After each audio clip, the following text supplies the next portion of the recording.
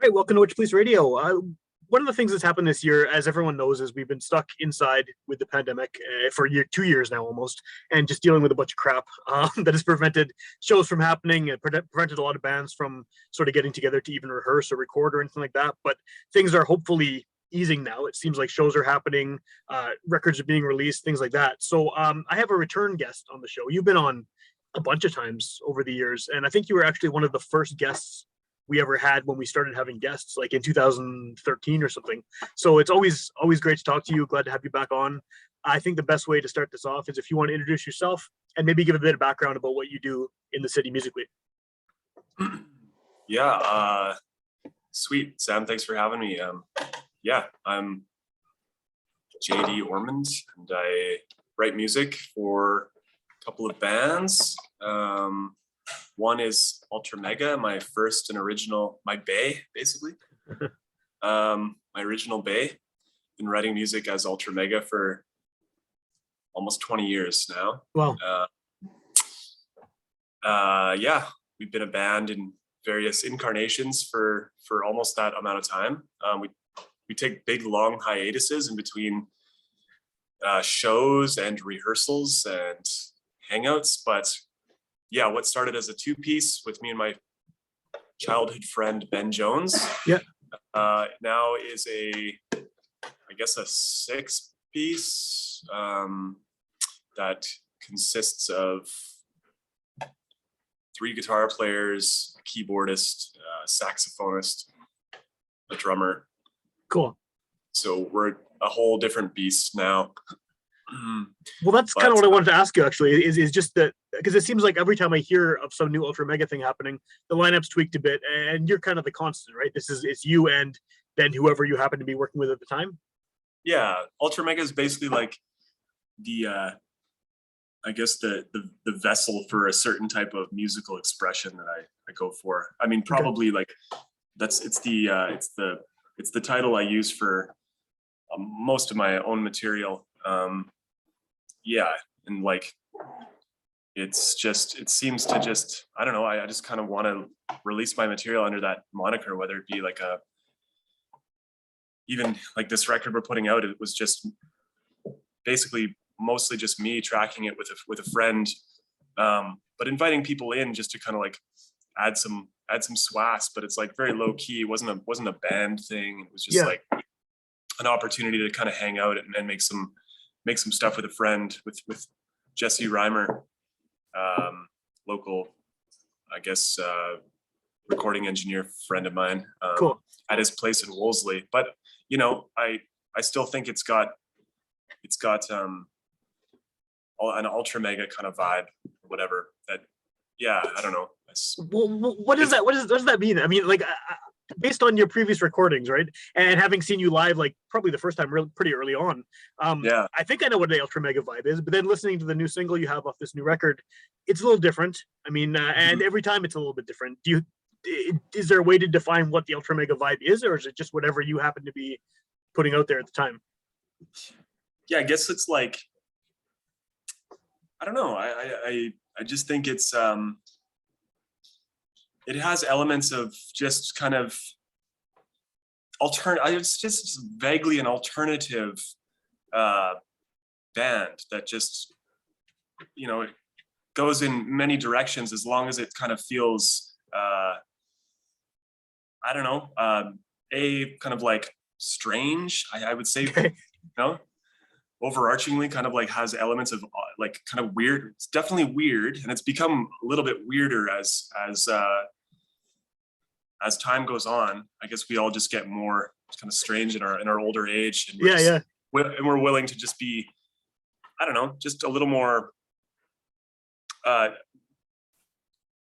don't know, aligned with those things. So it's like, you know, I never would have thought that I have a saxophone player in the band, you know, if I was 20 years old and thinking like, yeah, that's going to be something that I would have in the future. And you know, but it kind of makes sense. We like to kind of like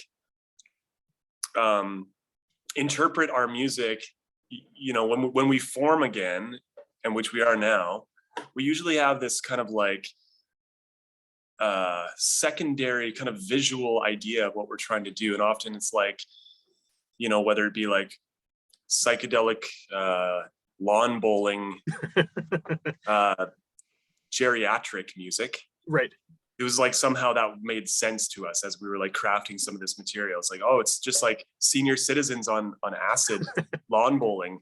Like that's the music. And then we kind of like, we have this concept, this visual concept that we kind of strive for. So it's just, it's abstract, I guess. It's like, it's a lot of like weird abstractions, but it's like, we try and have a visual guidepost to get us along. Like, yeah, also we were somehow we hit on the idea that we were kind of like 80s and 90s cop police music, like cops cruising around, kind of like simmering and smoldering and moody and, you know, a little bit dark and, you know, ethereal kind of stuff, but like with a kind of like a head nod and groove, or just like I can see that.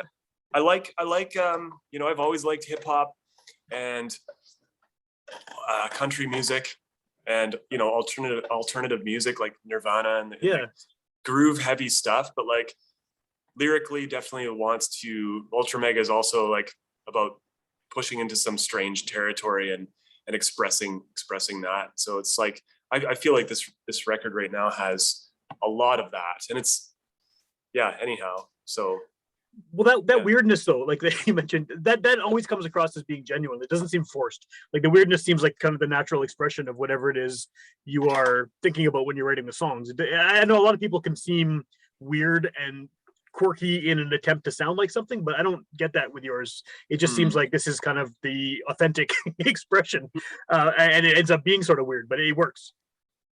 Sure, yeah. I mean, and also I say weird, but I mean, like, you know, I would consider the Mouth Boat also to be like pretty friggin' out there. Yeah, right on. That's dope. Yeah. Sweet swag. But yeah, that's the same thing. That was a genuine expression of whatever weirdness we had, right? So yeah. And you guys were, I felt like a lot weirder than us. Like I was also like, I'm like fairly rooted in like, you know, like say like just standard kind of like country roots music is also like a main kind of like, you know, I just like simple rhythms really, and then saying some weird stuff over top with some harmonies, and that's our formula. It's kind of like, I would say like the Sadies and some elements of like Ween are constant, like, you know, we like that stuff too. It's like we like to, I don't know, I think the band is also pretty laid back and finding an easy path to make like chill stuff, to say some bizarre shit over top. That's the Ultra Mega way. Yeah, I like that. It's a good plan as a band, just to be chill and say weird shit. I like it. Yeah. Yeah. I mean, I know you're involved in other projects as well. Like the Sunshine Band has been clearly a big part of what you do for years now. With Ultra Mega, is it kind of the timing, I guess, on when you get back together, when you release things, when you record things, is it sort of arbitrary? Is just whenever you're able to do it, or is it more deliberate? Like, do you think, okay, this year we're going to do an Ultra Mega record, or does it just kind of come about organically? Mm-hmm. Well, often it's like we kind of like we definitely form for little bursts of time, 2 months at a time, sort of when we have concerted jams. But we've taken years off, or, you know, we haven't jammed because of the pandemic. Shows. Yeah, no one has. Yeah.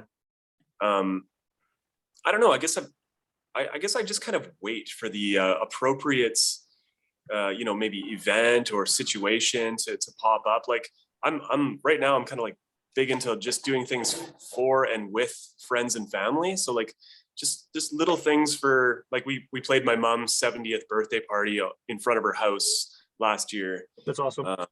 Yeah, just on the street, like midday on Bannatyne. And it was cool. We had like fireworks and just, it was, you know, and prior to that we played the Rainbow Trout Festival, which is like, which is, you know, our kind of like, I don't know, hometown fest that we've, yeah, I mean, we know those people so well, and kind of like a family thing. So definitely, it's just the little special things. I mean, like there's and which there are a lot of, you know, if you kind of like step out of the kind of the club circuit, or, you know, I don't know if we're necessarily into that mode these days. There's a lot of young bands that are going for that, For sure, yeah. but I don't know, just kind of like odd, you know, odd little events are what we're into, and oftentimes we have to wait for people to ask us to do them.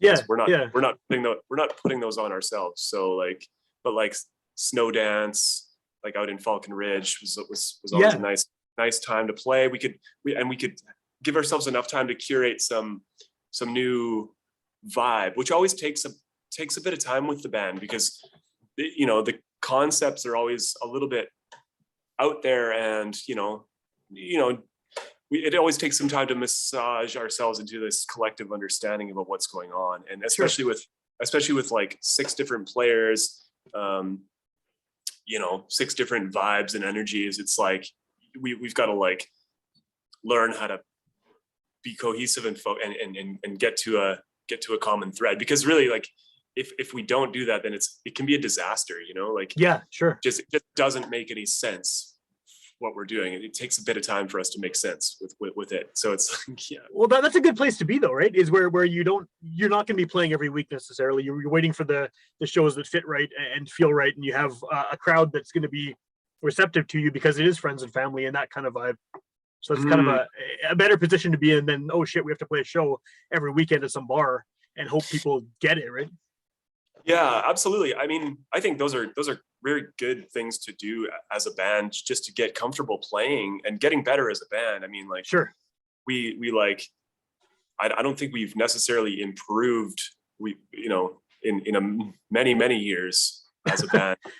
I just think that we get together to work on ideas together, and, you know, and usually play 1 or 2 shows based off those ideas, and then that's that, and then we take a break, and then we form again for another thing. So to answer your question, it's basically like when the time is right, and we don't force it, and we haven't been forcing it for a bunch of time, but we're still like locked in as a band, you know. We're still have the players that are committed to coming, and just, it's kind of a, you know, it's a bit of a family thing now, you know, with the people involved, like, you know, Josie Cron and Aaron Johnston and TJ Blair has been in the band for 2 or so years.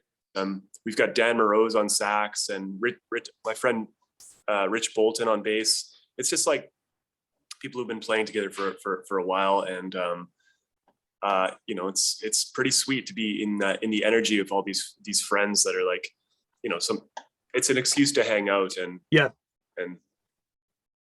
I don't know. Yeah. Well, I guess too, at this point, I mean, you know, like, you're not 20 anymore, so the focus is different, right? The focus on why you're doing this and who you're doing it for and what kind of the ultimate goal is, I'm sure, is very different than maybe not when you started Ultra Mega. I'm not sure if that's been kind of the idea all along, but a lot of people starting bands when they're younger, they have these plans, right? What they expect is going to happen, and once you get to our age, I guess, really, you sort of know what's going to happen, and you can tailor it to what your expectations are and what your goals are, and it's almost easier because you don't have to worry about, oh, am I going to make it when I'm 30, because that's already gone, right? I mean, you're doing it for different reasons now. Yeah, absolutely. Like, it's pretty nice to not have for the only pressure to be like, I don't know, clicking. Yeah, you know, clicking together is like, and it's its own reward. It's just like, because that can happen in the jam space, you know, that can happen. Like we had our first jam yesterday, actually, in 2 years, you know, close to 2 years. And it was like, somehow the magic was there, and like everyone was feeling it. And it was like, you know, we had Smokey Tigers also joining the band. So he's like, you know, everyone just kind of laying back and just adding little bits of color. And it was pretty beautiful time we had together. That's awesome. So that's it. Yeah, I mean, that's its own reward, and it's nobody wants to be necessarily like struggling with, you know, like, you know, have you watched that Metallica Some Kind of Monster documentary? The one where they go to the shrink? Yeah. Yeah, I've seen Some, that. Yeah. like look at those hurting dudes. Oh yeah, yeah, They're just like, they have no creativity anymore. They don't know how they've done it, like, but they're still forcing it. yeah. And that's, With I diminishing mean, returns every time too, right? Because I mean, it seems like every time they put out a record, it gets less and less critically acclaimed, and it sucks more because yeah, they're just going through the motions. yeah, and they're just, but yeah, just squeezing whatever blood from a stone or what, Yeah, it's so like, no, we definitely are aware of like not wanting to put ourselves through that kind of awkward situation. And yeah, so it's the path to least resistance, the path of least resistance, really, for me, for how, like, if I summon the troops, basically, it's got to be, I have to have a good roadmap for how things are going to be okay, kind of simple enough for people to gravitate towards you. And that's kind of one of the reasons why Ultra Mega is morphing all the time, because I don't know, we just want to make it more accommodating for each other. yeah, There was a time where, like, writing songs for me was like, I somehow, always seemed to write like what other people considered complicated tunes, like, and it was very hard. It was like pulling teeth to get us to dial them in. okay, And I don't know, we just kind of like changed it a little bit by simplifying things like rhythmically and just like chilling out. And then we got really obsessed with like playing chilled out music, like relaxed and just like dreamy, yeah, soft, easy grooves. And that was a big thing. And then we kind of moved beyond that to like, there's kind of like an instrumental dark thing, less lyrical, to the point we're at now, where we're doing this new album. And it's kind of like it's like a loosely kind of, it's a loose story. It's supposed to be kind of a linear thing. So, the only instructions I had to the band was like, learn the tunes, but like also like, don't step on it. Don't, like, let's not right. all step on each other. Let's just play it. Like, it's very bad. It's very kind of soundscapey stuff. So it's, I don't know. We seem to do all right. I was very impressed with us yesterday. Cool. Does doing something linear like that, does that, I mean, the way people consume music these days, unfortunately, is that they're not going to necessarily listen to something from start to finish, right? They're going to be clicking all over the place or listening to it on a streaming thing or Yeah. putting it on a shuffle. Do you have to take that into account when trying to make something that is more of a single sort of piece that connects in order to make the song stand out kind of on their own? I mean, absolutely. I don't know if the listener is really gonna pick up on that okay, at all. okay. So like, I'm not insisting that anyone like listen to the whole thing front to back, but that was the intention, right?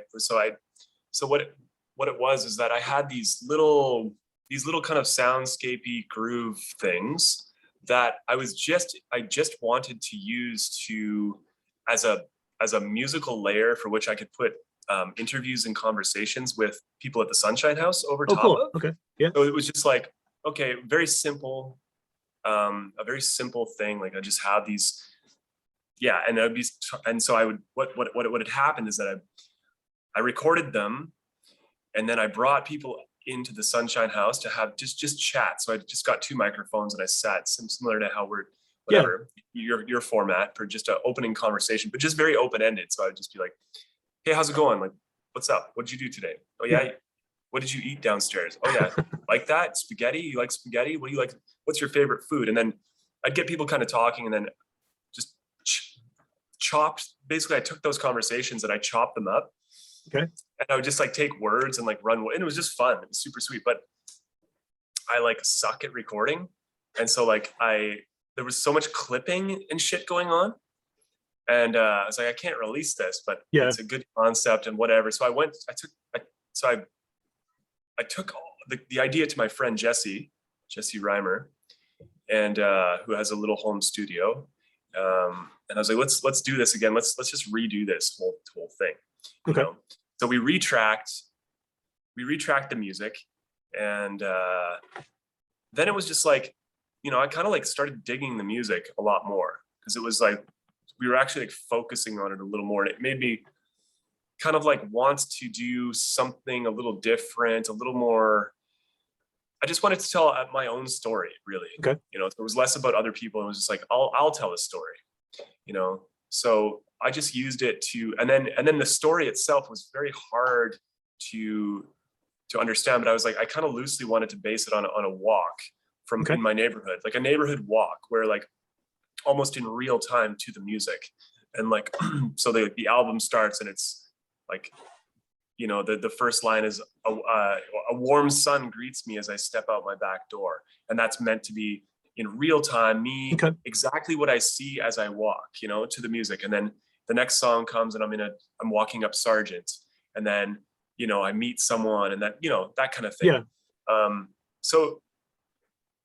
So yeah, anyhow, that was the intention behind it, but it was actually very, very tricky to create this because, you know, I wanted it to be kind of like my automatic response to what I see, kind of like my experience, my uncluttered experience for what I experience, what I see when I'm there and in that exact time.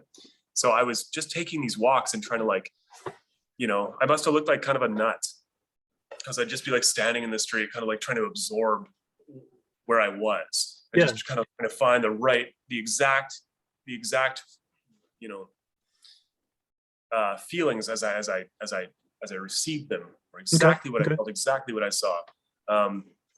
It's kind of like that, but it's not really. I had to take it back and like, you know, put some jokes in there and just make it a little more relaxed because I don't know. It was an experiment anyway for that.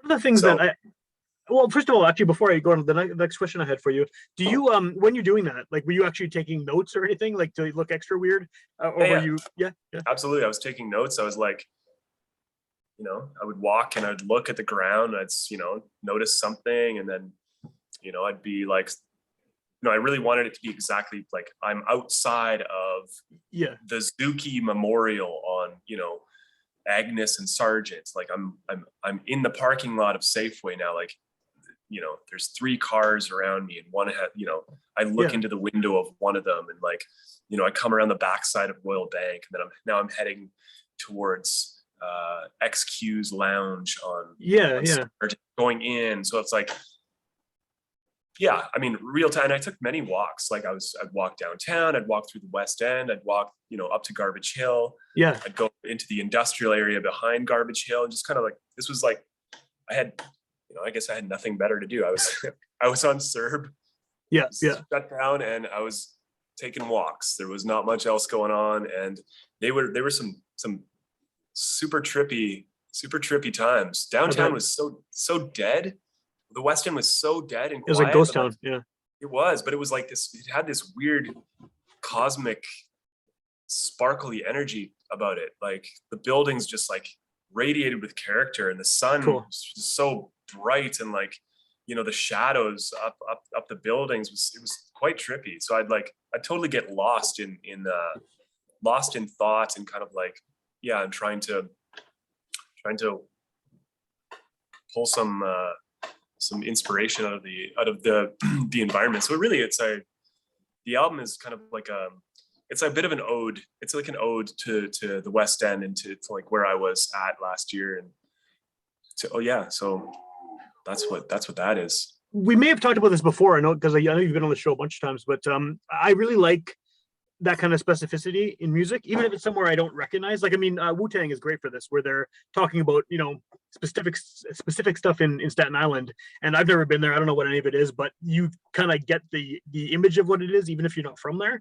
And there's all these like kind of landmarks even that I've heard so many times in those songs that I know what it is, even though I don't really have the personal experience of going there. So it's always cool to hear that when someone is talking about something that's not necessarily universal, but can be made universal by the listener. Oh yeah, I mean, like being transported into the slums of Shaolin. Yeah. You know, like I felt like it was so visual, their music, that like, you know, I mean, that's one of the things that like made them so immediately. Yeah. Like they basically blew out anything I'd known before. Like when I heard Wu-Tang, I was, you know, I still love Nirvana, but it was like Nirvana to Wu-Tang, and then it was all Wu-Tang, and I couldn't. That was the trajectory. It's like right. Their genius in one of their many talents is that they can, it's just so gritty, and the production is just so, Yeah. Anyway, It's so that was specific. So specific. a very prominent thing about hip hop is that they represent their homes, and For sure. they represent where they're from, and that's super cool. And I mean, like, it's, I guess it kind of happens in rock and roll too. They certain, but there's Not the same. It's not the same. yeah. I mean, there's like, I feel like a person can be, or a writer or whatever, they can be heavy handed sometimes. I there are writers out there that will just like name drop. Yeah. Because they know it's instant. It's like an instant win. It's like an easy. It's kind of like an easy point. It's an easy. So it's like, I don't know. As much as I as I do that. I mentioned like Sargent Avenue on the album, and I mentioned Garbage Hill. I try and like, I don't know. I try not to make that the focal point really, but I really want it is a bit of a, I don't know. It's a tried and tested way to get the people who know where that is to be like, to feel it, and so yeah, I like to use those things too. I like to represent for Winnipeg and for my neighborhoods. Yeah. Well, maybe one before I let you go here is like, I know I've talked to other people about this, who are from. I mean, we grew up in the same neighborhood. We went to elementary school together, all that stuff, right? And so did a lot of other people who are doing creative things. And it seems like it's like disproportionately that Wolseley has created people doing something creative, whether it's music or writing or art or film or whatever. Like, what do you think it is about that? Why did our little neighborhood generate so much in terms of just people putting things out in the world? Well, for me, like, it was really a special place, it's like a little forest of, I don't know, of cosmic creativity, and I just always wanted to kind of like somehow express that, and express the kind of like, I know I use the term ethereal a lot, but like, I feel like it has those sort of strange and cosmic and trippy elements that I think are pretty unique in the world, or in the world of I don't know, creating stuff, creating music. And I also think it was so centrally located that like it was such a balanced place. Yeah. Such a it allowed for so much. It was such a it's like the nexus of the neighborhoods that surround it. Like, Wolseley's like the jewel at the center, and so like we were influenced by all types of different, I guess, neighborhoods and places, but like Wolseley had its own. We would take those things and kind of like gestate them in the womb that it was Wolseley, and kind of like, and so I just felt it was a great. It was always like a place that like we could try, and we had enough. There was a safety net around us that we could work on ideas, and like we weren't. It's I don't know, a very kind of like protected zone where like, weirdnesses and expressions could be worked on, and like we had and the friendships were fostered based on those things too. That's how I connected with my close friends, and I feel like there is that energy to Wolseley.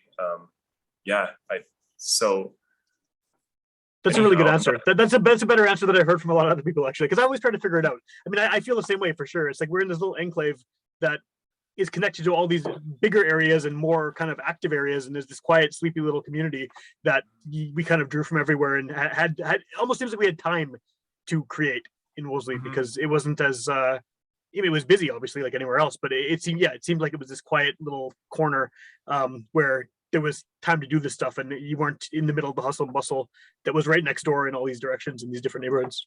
Right. Yeah. And the thing that really interested me the most and has continued to and has taken up a lot of my time is just like unpacking the process by which creativity is like manifests itself. It's Yeah. To me that's the most interesting thing. And it's like we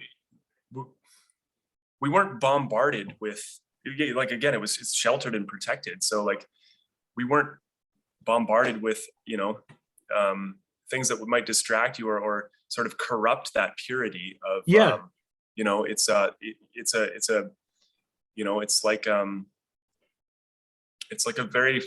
a fragile little interesting ecosystem there, so it allows for like some strange things to pop out of it.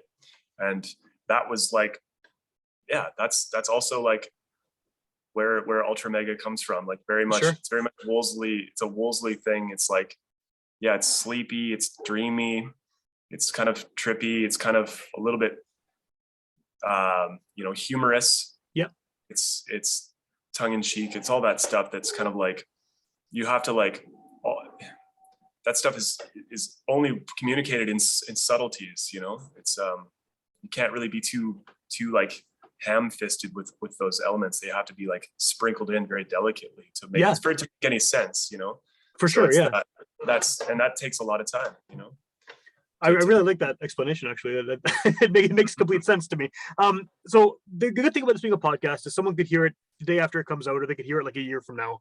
What's the best, or later, right? I mean, this thing's been all around forever, and I'm not going to stop anytime soon. So it'll be out there floating around the internet for a while. So what's the best way for someone to find out more about what Ultra Mega is doing, or hear this new record once it's out and that kind of thing? Where would you sort of send them online to find you? Probably the Bandcamp page is probably the best way. It's ultramega.bandcamp.com. That's where like our music typically is heard. But I recently got Instagram, so we're on that. It's all at ultramega204. Okay. And I'm just kind of like doing a lot of jokes about the performance and the analytics of videos, which I find hilarious. Yeah, it's pretty funny. And so I guess I post updates on there, and we have a Facebook, an Ultra Mega Facebook. Cool. I'm guessing that we will eventually have like a Spotify, but I'm so behind the times that I don't know how that stuff works either. I'm so stupid with that stuff that I don't know. It's like someone else has to make that for me. But I'm guessing that our stuff will be available on those platforms as well. I hope so. Anyway. Cool. Okay. We're making some tape. Bandcamp for sure, right? Bandcamp for sure. Yeah. And so this tape is being put out on Eat 'em Up Records. Oh, nice. That's awesome. I think they should have a online page or something. I think like they that. do. Yeah, I think they do. Yeah. I'm pretty stoked for that. Actually, there's such a great local rock and roll, like, what the term is, but they're a pillar of local weird, awesome rock and roll. Yeah, so and they definitely have that cool. the vibe too, the kind of like we're just talking about, the Wolseley sort of vibe, even though it's not necessarily Wolseley specific, but that kind of sleepy but funny. But yeah. Their catalog is unreal. It's great. Yeah, I'm pretty stoked to be putting out the tape under that label. That's pretty sweet. So anyhow, like that's where you can find us, and we have a show on December 18th at the Albert. But whatever, that's. I know I shouldn't have said that, but this might be out after that. But it might be. Missed if it is out beforehand, you can go to it, and if not, you missed it, and you got to go back. You should have been there. Yeah, right on. So, that's all that's on the horizon for us right now, and like it's show to show. So we'll see how this thing goes, and maybe we'll play it again, and we'll keep playing it throughout the winter, booking a couple shows here and there, and slinging our tapes into the hands of the 30 people or so. Well, I look forward to getting a copy for sure. I'll be there. I'll be first in line. I'll definitely get a tape. Absolutely, dude. I'll send you one soon. They're not manufactured yet, but definitely. You like tapes, right? I love tapes. Yeah. And I know you're probably you're at the head of the local music blogging thing. So like, Yeah, I guess so. you're the dude, man. You're the dude. And Witchpolice, and you know, congrats on the longevity and the work that you put into this thing, man. It's Thanks. pretty, yeah, it's pretty kick-ass platform.